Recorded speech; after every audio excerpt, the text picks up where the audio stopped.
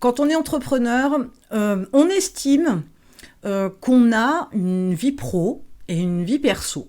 L'idée étant d'aller chercher un mode de fonctionnement qui fasse qu'on ait du temps pour développer son entreprise et qu'on ait du temps pour vivre à côté. Cet équilibre-là est extrêmement fragile entre la vie pro et la vie perso.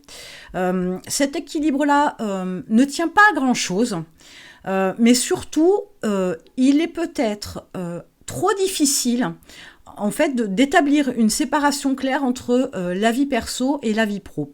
Pourquoi ? Parce que quand on est entrepreneur, on est constamment avec une démarche où on réfléchit à son entreprise.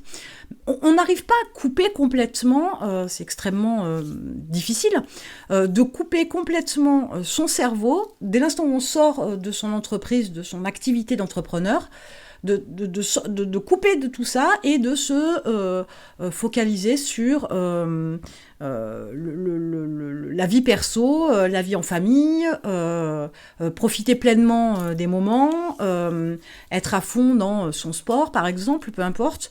Et on pense toujours, et on cherche majoritairement tous, ou presque, à justement trouver ce fameux équilibre. Je vous dirais que quelque part, c'est une recherche vaine. Donc je vous dis d'abord parce qu'on ne peut pas couper son cerveau. Deuxièmement, pour pouvoir le faire, il faudrait avoir une très bonne gestion de votre temps. Ce qui n'est pas majoritairement le cas pour tous les entrepreneurs, n'est-ce pas ? Et donc, ça, c'est encore une difficulté supplémentaire. Troisième des choses, il y a cette approche où vous pourriez être dans votre vie perso et recevoir un appel pro important. La question est, qu'est-ce que vous faites ? Vous répondez ou pas ? Alors vous allez me dire, oui, mais c'est pro, c'est important, et en plus c'est un appel important. Ok, donc ça veut dire que finalement, vous ne faites pas la séparation entre les deux. Vous pourriez aussi avoir...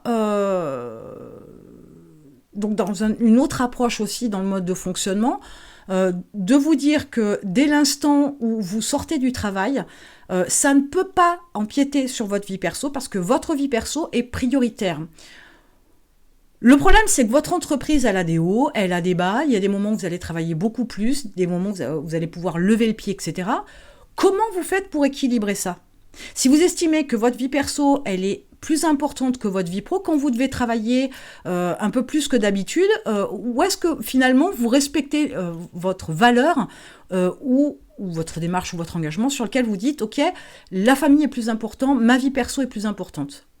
Donc c'est bien qu'à un moment donné, cet équilibre-là entre les deux, il est fragile, il peut être... complètement, l'équilibre peut être complètement démonté pour X raisons. Ça pourrait être aussi à l'inverse. Vous avez, je ne sais pas moi, par exemple, un décès dans votre entreprise, dans votre famille, un décès qui vous touche énormément. Vous allez vous dire, ok, la famille c'est important, donc vous allez vous préoccuper de ça, sauf que votre entreprise, elle continue de tourner. Donc ça veut dire qu'il va vous falloir couper de votre vie perso, de vos émotions, de votre tristesse, etc.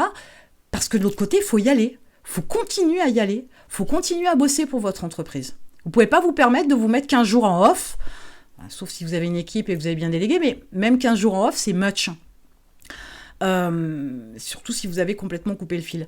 Vous ne pouvez pas vous permettre de passer 15 jours uniquement dans votre vie perso avec votre petite tristesse, etc. Non pas que je me moque de la tristesse d'un décès, qu'on soit bien d'accord, mais comprenez qu'à un moment donné, cet équilibre-là, tout le monde est en quête de ce fameux équilibre et il est tellement fragile que quand bien même, je vous dis, vous y mettriez beaucoup d'efforts à bien gérer votre temps, à bien séparer la vie pro et la vie perso, à définir ce qui est le plus important pour vous, etc. Il y a tout un tas de situations dans lesquelles le déséquilibre se fera. Donc finalement, quelque part, est-ce que véritablement il y a un équilibre à avoir ? Est-ce que c'est pas une utopie que de chercher ce fameux équilibre ? Je dirais que je pense qu'il faut mettre certaines limites. Donc de ne pas travailler comme un fou non plus constamment 7 sur 7. D'avoir du temps pour se reposer, pour se détendre, avoir du temps pour s'occuper de sa famille, de ses enfants, de ses proches, etc. D'avoir des sorties, des loisirs, faire du sport par exemple. Mais parce que ça fait du bien à votre tête, ça vous permet de vous focaliser sur autre chose, de mettre votre cerveau sur d'autres pensées, ça vous permet de prendre du recul sur votre entreprise, de pouvoir après trouver d'autres solutions, parce que vous êtes plus créatif, parce que vous êtes reposé, vous êtes plus détendu. Donc voilà, je pense qu'il y a des limites à mettre. Alors, il y a des cas de figure un peu particuliers, c'est pour ça que je ne fais pas une généralité, entre guillemets, à 100%. Des limites, oui, c'est sûr pour tout le monde. Dans quelle mesure, ça dépend de votre activité, ça dépend de votre vie perso, ce que vous y faites dans votre vie perso. Mais je pense qu'il est important surtout de mettre son cerveau sur différentes choses, parce que vous connaissez l'expression « la nuit porte conseil ». L'idée, c'est de faire autre chose, de passer à autre chose, de prendre du recul pour pouvoir trouver la meilleure solution. L'idée, elle est là. L'idée, c'est qu'avec votre vie perso, vous pouvez vous déconnecter un petit peu de votre entreprise, qui vous demande énormément d'énergie, de créativité, etc.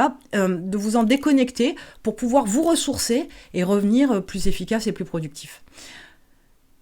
Mais avant tout, clairement, dans l'approche limite à positionner, il faut quand même déjà, au départ, c'est la base de tout, savoir gérer son temps, bien gérer son temps, contrôler son temps, pour pouvoir déjà poser des limites, parce que sinon on n'y arrivera jamais. Donc vous avez un lien dans la description. J'ai conçu le programme Time Control pour vous apprendre à prendre conscience du temps, mettre en place un planning pour être efficace, prendre le contrôle de votre temps pour que vous puissiez être le plus efficace possible pour ne pas perdre de temps.